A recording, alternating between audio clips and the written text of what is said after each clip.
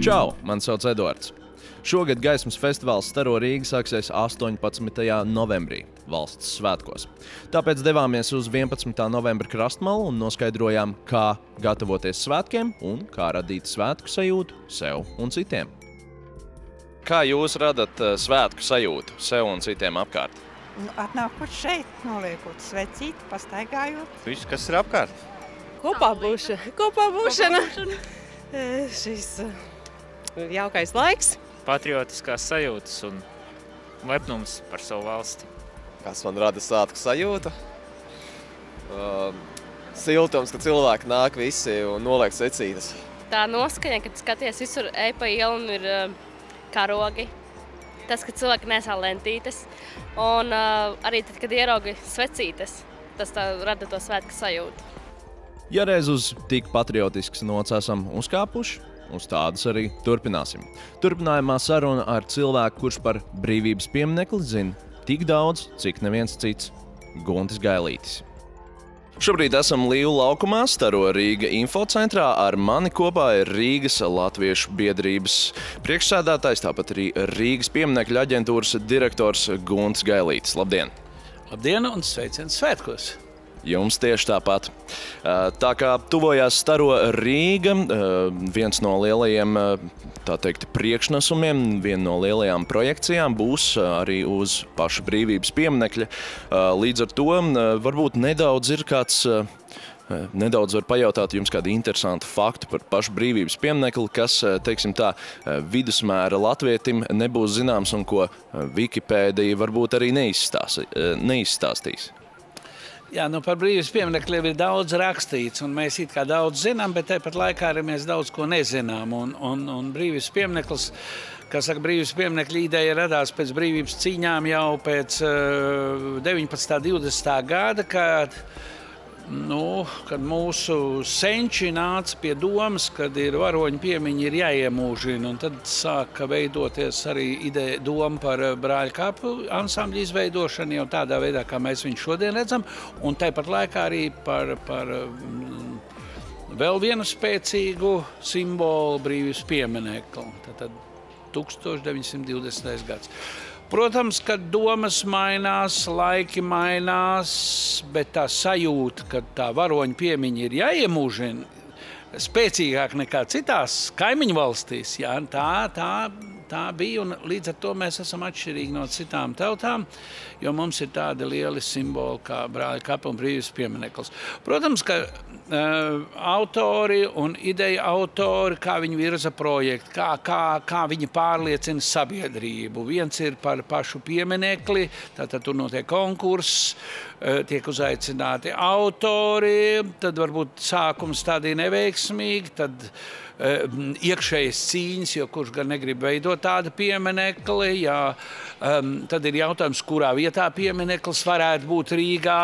Rīga ir plaša, vietas daudz, domas dažādas, kā notiek šis vietas atrašanas process, kādas institūcijas iesaistās. Protams, Rīgas pilsētas vadība tā laika, un, protams, arī Latvijas vadība, un tā. Un viss tas iet tādā vilnī, protams, jautājums par finansēšanu, kas to finansēs, naudas nav, Latvija ir nabadzīga pēc brīvības cīņām, bet tas maz pa mazām, un tad tiek aicināta tauta palīgā, gan ziedot brāļkapiem, gan brīvības piemineklim, un tā summa summarum, kad 35. gada, 18. novembrī brīvības piemineklis tiek atklāts. 31. gadā pamatakmens tiek likts, atrast ir vieta Rīgas centrā, Pēters pirmā piemineklis jau ir tātad pats piemineklis jau ir jūras dibenā, ir tikai palicis postaments, tātad tiek atrast šī vieta, un es domāju, veiksmīgi atrast. Lūk, šogad brīvības piemineklis tiks izmantots Staro Rīga laikā, un tā projicēšana uz pašu pieminekļu tomēr tāda neierasta prakse, vai to var saistīt kaut kādā mērā ar pieminekļa 80 gadu jubileju? Protams, ja Staro Rīga izgaismos brīvības pieminekli, mēs jau pagājušajā gadā redzējām, 18. novembrī bija tehniskās gaismas redzējumi, cik brīvības piemineklis brīnišķīgi izskatās. Un tagad, ja šis mākslas piesitiens būs brīvības piemineklim, nu tad tā būs viena brīnišķīga dāvana brīvības pieminekļa 80 gadu jubilejai. Un cilvēkiem patīk tieši šis laiks, kad viņi var apskatīt Rīgu, redzēt pieminekļus. Ja mēs jau savā laikā aģentūra jau arī devu tādu domu, protams, brīvības pieminekļa izgaismošana ikdienas reizēs, svētku reizē un īpašās reizēs, par ko tas ir atsevišķs projekts un par to jādomā varbūt nākotnē. Bet kā izskatītos Staro Rīga vienu gadu, kad mēs izgaismotu tikai pieminekļus un pieminekļu zīmes vai uz māju fasādēm. Un ielas gaismu izdzēst, es domāju, Rīga būtu vienkārši neatpazīstama, ka tikai pieminekļi tiek izgaismoti. Un ielas gaisma tiek izdzēst. Tas būtu kaut kas vienkārši fantastisks. Un, protams, kā dominanta brīvības piemineklis. Un, protams, kā var teikt, varbūt vienam varbūt vairāk patīk vai mazāk, bet tas, ka Staro Rīga dod tādu ierosmi izzināt savu pilsētu, savus mājas, savus objektus, savus dekorus. Jā, tas ir viens milzīgs tāds pozitīvs impulss, lai rīdzinieki un Rīgas viesi iepazītu tuvāk savu dzimto pilsētu. Nu, lūk, iepazīsim dzimto pilsētu tuvāk arī gaismas festivālā Staro Rīga, apskatot pašu brīvības pieminekli. Paldies jums liels par interviju un priecīgus svētkus! Tas bija Gunts Gailītis. Turpinājumā dodamies nedaudz tālāk prom no brīvības pieminekļa uz Berga bazāru. Tur Staro Rīga laikā Rīgas iedzīvotājiem un apmeklētājiem būs iespēja redzēt ziemeļblāzmu, tiesa gan netipiskā formā.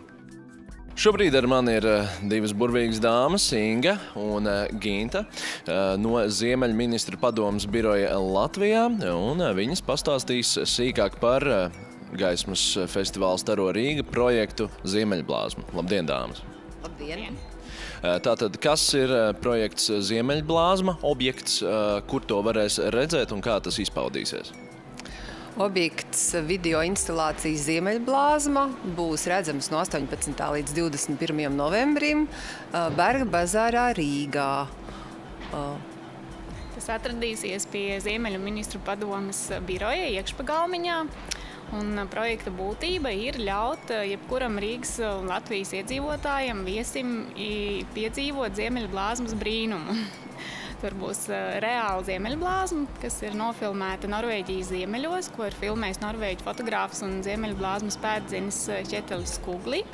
Un šī ziemeļblāzma tiks demonstrēta kopā ar Ērika Ešenvalda dziesmu Zvaigznes, kuru mums izpildīs skori gan dzīvajā, gan ierakstā. Bet Berga bazārs Rīgā ir tāda diezgan plaša vieta. Tur noteikti būs kādas norādes. Jā, Berga bazārs ir plaša teritorija un ieeja Berga bazārā arī ir iespējama no vairākām vietām.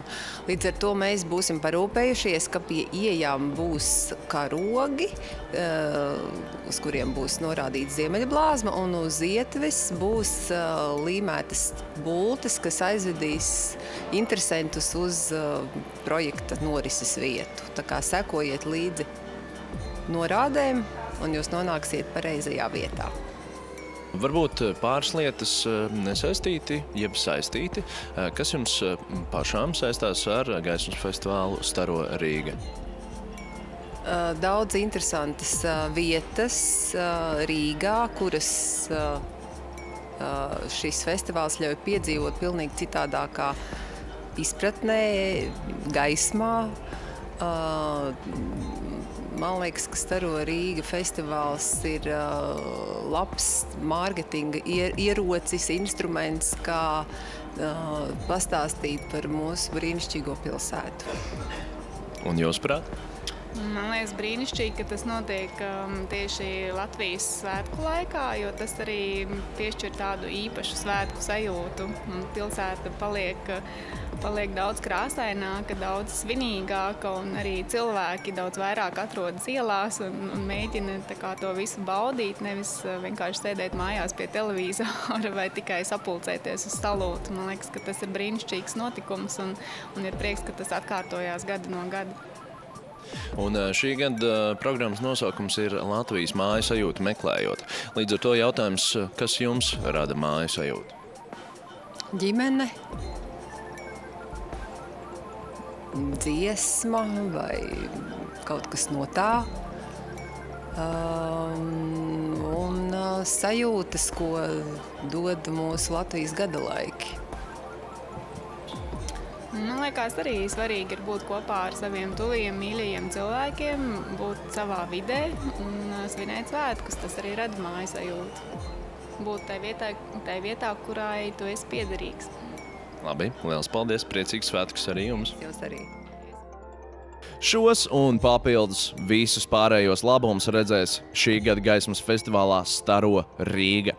Es šajā brīdī no tevis atvados. Apmeklē www.staroriga.lv, Līvu laukuma infocentru un tiekamies festivālā. Gaismas festivāls Staro Rīga 2015. Programmā Latvijas māju sajūta meklējot, domāsim par vērtībām, kas mūs vieno Latvijā. Vērmanas dārzā apskatīsim starptautiskā projekta Baltijas gaismas ķēde, jauno mākslinieku darbus, kā arī Vecrīgā meklēsim objektus no Eiropas gaismas festivāliem. Piedalieties līdzdalības akcijā Rīgas karnevāls un izgaismosim savu pilsētu svētku noskaņās. Festivāls notiek ar Rīgas domas un festivāla sadarbības partneru atbalstu. Staro Rīga no 18. līdz 21. novembrim.